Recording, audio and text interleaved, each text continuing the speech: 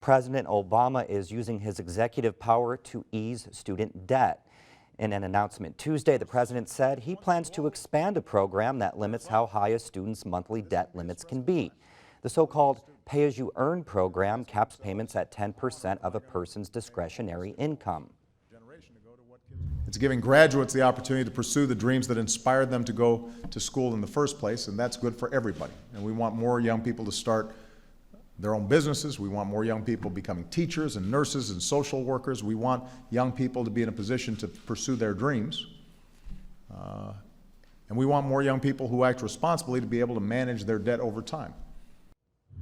The president says he also plans to renegotiate contracts with loan companies such as Sallie Mae and raise awareness of the different options students have when it comes to borrowing.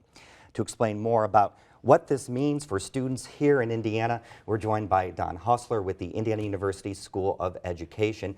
He's a national expert on college access and financial aid policy. Don, thanks for being here today. My pleasure. Let's start off with this pay-as-you-earn program.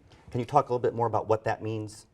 Well, what it's intended to do is college graduates will leave school with a variety of majors and a variety of levels of debt. And particularly, I think, in this down economy right now, what it's attempting to do is for students who may have accumulated a little too much more debt than they should have, or are having difficulty finding jobs, to give them a little more breathing space in terms of the opportunity to pay back their loans, as well as avoiding putting them in a situation where they're in default on their loans. Now, how is this different from the typical student loan? Well, historically, student loans have been more like mortgages or cars.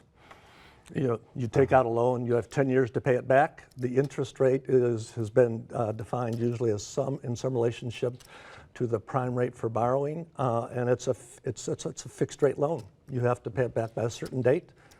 If it's not paid off, you're in default. If you miss a certain number of payments, you're in default. Now, how big of an impact do you think this program will have on student debt overall? Will it increase, decrease? Increase.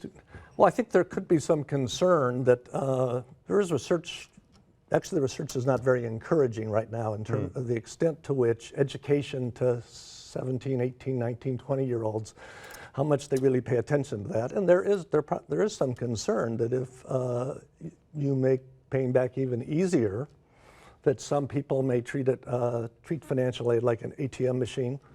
On the other hand, I think for students who have accrued a substantial amount of loans, especially students in graduate school, this could make a substantial difference in terms of what they're going to be paying back each month. Let's bring this back to Indiana.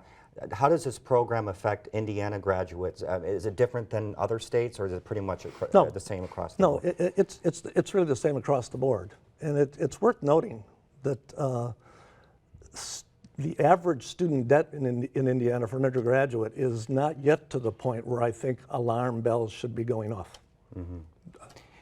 How much is it? The average, I think, for Indiana from the last study was just about $28,000 a year. And there are two guidelines one might use. I'll use the more straightforward one connected with this.